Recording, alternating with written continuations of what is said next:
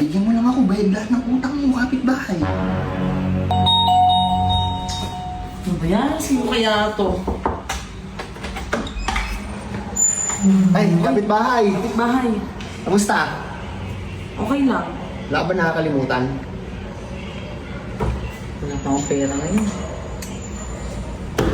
Lagi na lang ganyan, kapitbahay. Wala pa akong pera eh. Paninigil ako dito, laging wala kang pera eh. Wala pa kasi akong racket. Ano, di mo man lang ba ako papapasukin sa bahay natin? Ay, sa bahay mo pala. O sige, pasok ko. Pero wala akong babayad sa'yo ha. Hindi na ako pwede laging ganyan, kapitbahay. Eh, wala talaga eh. Lang akong racket. Lagi lang ako nasa bahay ngayon eh. O, yan yan. Anong ulam, kapitbahay? Ha? Anong ulam? Wala pa, bakit? Wala pa kasi luto sa bahay, kapitbahay. Medyo marami ka pala dito lapimit, saka ano. Uy, ba't kinukuha mo yan? Baka sakaling nagugutom ka sa iyo, baka pwede mo akong ipagluto. Kainin mo na lang ng ganyan yan. Pagluluto Bakit? pa. 5 buwan na yung utang mo sa akin, hanggang ngayon hindi ka pa rin nakakabayad. Eh, wala pa nga akong racket. Dito nga sa renta sa bahay, wala pa akong pambayad eh. Asan pa mister mo? Wala. Sasabihin ko na sa kanya na may utang ka sa akin. Man, ito naman magagalit yun sa akin. Eh, wala naman nangyayari, kahit patubo, wala eh. Wala nang tubo. Eh, ano ipapatubo ko sa'yo? Wala naman akong pera. Wala nang racket ngayon. Tapos hindi ka pa pumapahig sa mga Ano? gusto kong mangyari. Ano ba gusto mangyari? Eh, matagal na ako nagpapahangin sa'yo kapitbahay eh. Hindi ka man lang Nagpapahaging na ano? Oh, wala naman yan. Doon ka na. gusto ko ng yelo, na Pakailaman matigas. ko sa kailaman. Wala nga ako itutubo sa'yo. Wala akong kapera-pera talaga. Ang lakas ng loob mong mangutang kapitbahay, wala nga naman palang ibabayad. Eh, mali ko bang mapupurnada yung mga racket ko ngayon? Eh, sa'yo na lang muna. Gusto ka nga itong kapitbahay. Ano ba yun? Check ko yung tangke mo, baka pwedeng makakuha muna. Ay, hindi. Wala naman akong gagamitin lutuan.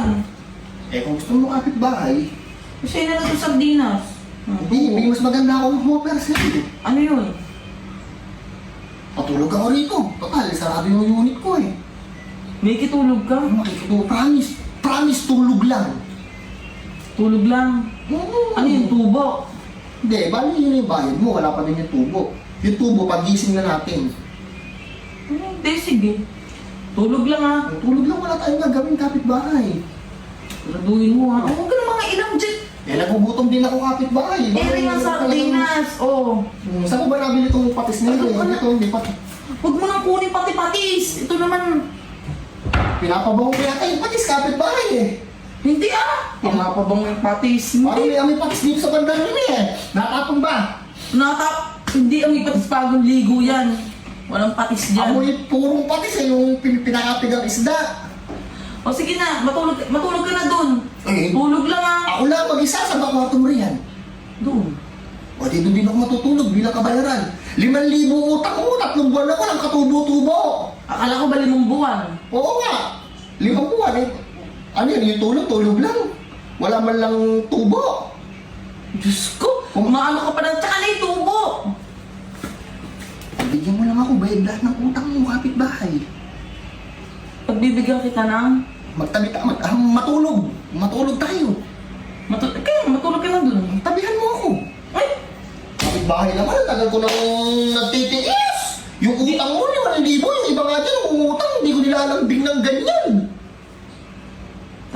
tabi lang. Yung tabi lang, mauna ka na dun.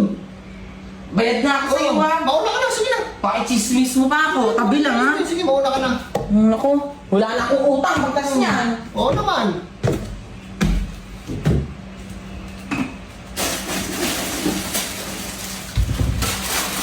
Alam mo, di kita maiisa. Matulog kami isa mo riyan.